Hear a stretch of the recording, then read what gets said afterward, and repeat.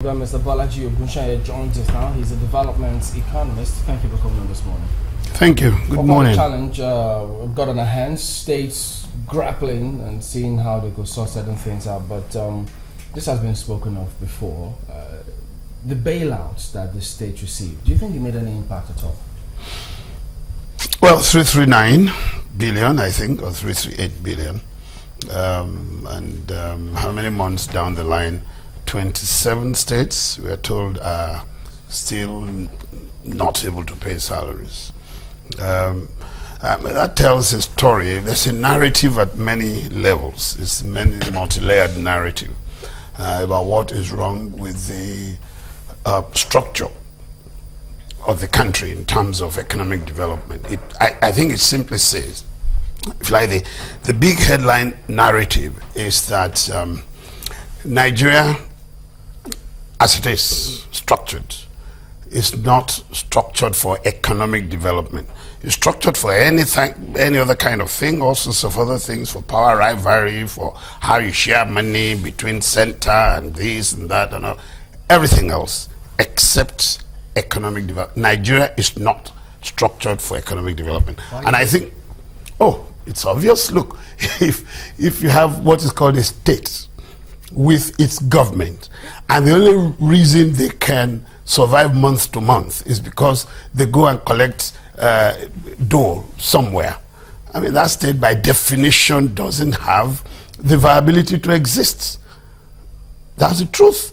I mean, look, and if that dole doesn't come from where it comes, I can't pay. Can you imagine, like somebody said, a bank MD saying, I cannot pay my, he's gone. You understand? If a bank is not able to pay his salary unless I give them money at the end of every month and things, who needs such a bank? They will have to fold up. Do you understand? And think.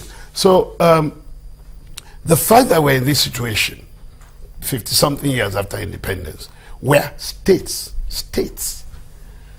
which are essentially economic entities, are now not able to even do. You can imagine if they cannot pay salaries. How do they then build, value around capital formation and infrastructure? They can't.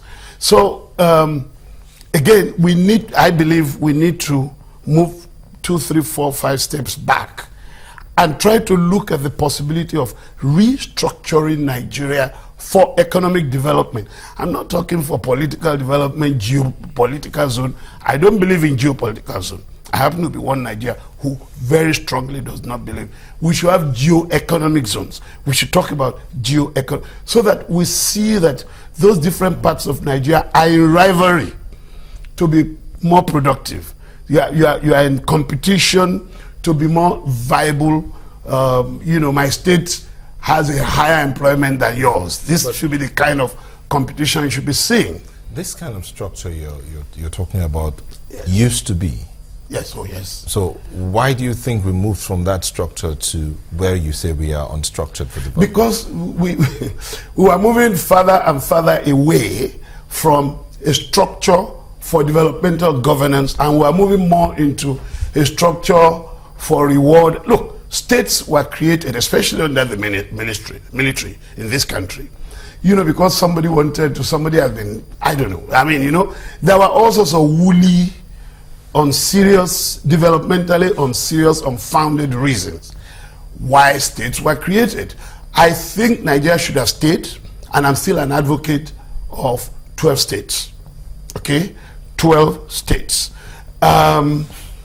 Each unit is viable enough to do what I call wholesale and to plan wholesale development. Now, many of these states in Nigeria, almost 30 out of 36, really can only do retail development. They can't do anything more. This governor buys 300 Okada and gives to people. This government puts a water pump, It's, you know what I mean? This is 2016. If governors are now, apart from the fact that even overall, we're dealing with what I call bread and butter, routine governance problems, we still can't figure electricity, we can't figure water, we can't figure out how to deal with drainage, we can't figure education. So that is bad enough. If you now layer on top of that all these many states, with all this paraphernalia of power, layers of power, assembly and everything in 2036, then we have a problem. So we should step back and try to restructure Nigeria so that the structure can deliver economic development. This structure won't, and we have seen the evidence. Let's continue in that trend and see how we can get some of the states out of the woods. I recall when the bailout was given, some other economist like yourself was in the studio and he said, well, it won't be too long, they'll be asking for another bailout, and we've just seen that. Yes. What was it that you have seen that made you think that we'll keep on going down the same road again and again if we don't make a U-turn?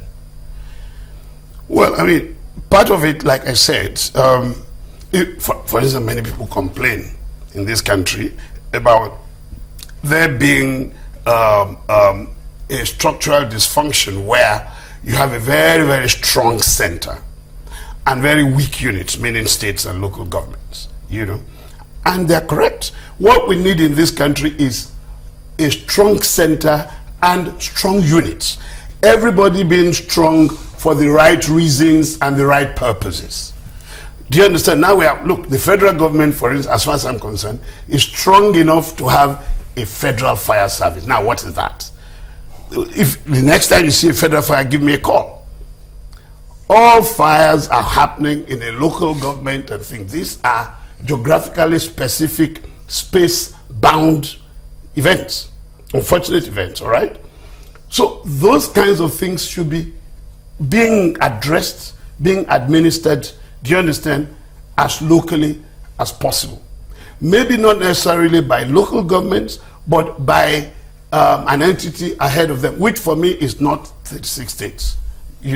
I would really love to see 12 states in Nigeria. Go back to those 12 states we had at the beginning of the Civil War, even though we had them for, expediency and everything.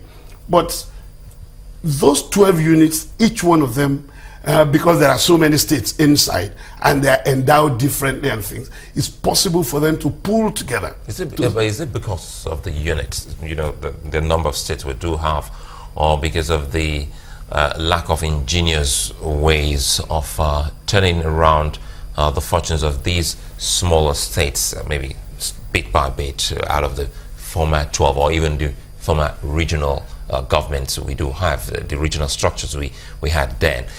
Don't you think that is about some kind of attention towards a commodity, which is oil?